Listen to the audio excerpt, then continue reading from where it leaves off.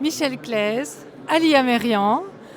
Le parfum du safran est sorti en novembre 2025 et vous faites une tournée qui n'est pas encore arrêtée parce qu'on est évidemment en plein dans l'actualité avec tout ce qui se passe en Iran.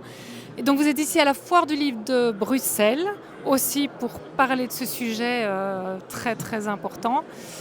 Quel serait là comment ça se passe cette tournée? Quel est le message principal que vous avez envie de transmettre aujourd'hui? Honneur aux jeunes.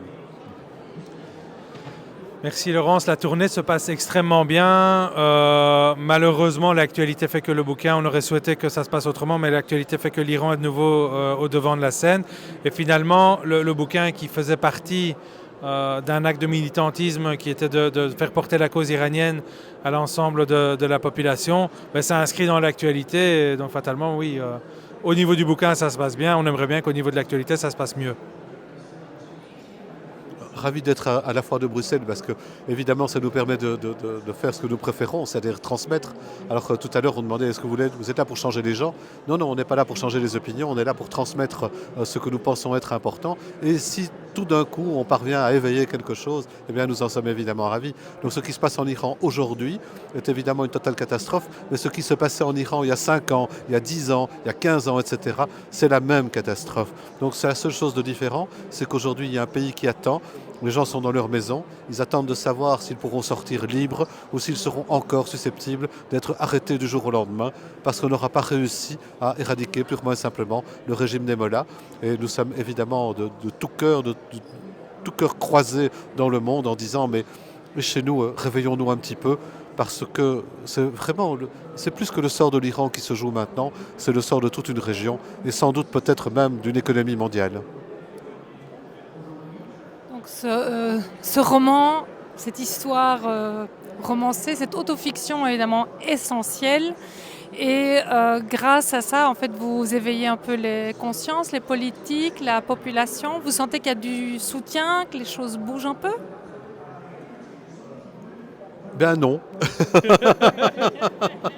Eh bien, c'était tout le thème du livre déjà avant qu'il y ait les massacres du mois de janvier, décembre et janvier, et avant l'intervention des États-Unis et d'Israël.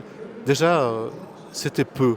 C'était très peu le soutien qu'on apporte à l'Iran, qu'on apporte aux citoyens d'Iran qui souhaitent être libres. Et on sent exactement aujourd'hui la même, comme si on marchait dans la glu quand on évoque ce phénomène. Et nous ne sommes pas toujours très bien accueillis avec notre livre, parce que les gens ont le sentiment que nous allons dans un sens contre-religieux, ou que nous sommes trop trumpistes, ou trop proches d'Israël. On est proche de rien en ces termes-là. Nous sommes simplement dans la volonté que tout ça puisse à un certain moment aboutir à, je dirais, l'éclosion de la liberté. C'est tout. Oui, effectivement, Michel l'a dit, on attend toujours un soutien, non pas dans des mots, non pas dans des tapes sur l'épaule en disant « t'inquiète pas, ça va aller ». On attend concrètement des politiques, parce que c'est au niveau politique que ça va se jouer en Occident, en Europe, en Belgique plus particulièrement. Par exemple, par la fermeture de l'ambassade de la République islamique d'Iran, quelque chose qu'on demande et qui par ailleurs touche aussi immédiatement la sécurité nationale de la Belgique. Il y a des instruments juridiques qui aujourd'hui ne doivent plus avoir leur place dans l'ordre juridique en Belgique, notamment le traité de transfèrement. Tout ça est relayé effectivement et romancé dans le bouquin. Mais on attend aussi que ça ouvre les consciences et que ça réveille une partie de nos décideurs. Et en tout cas, bravo pour votre engagement et votre combat pour la cause iranienne et du Moyen-Orient. Finalement, effectivement, c'est toute la région qui est impactée.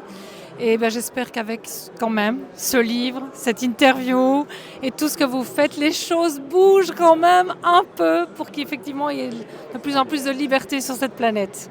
Merci beaucoup. Merci.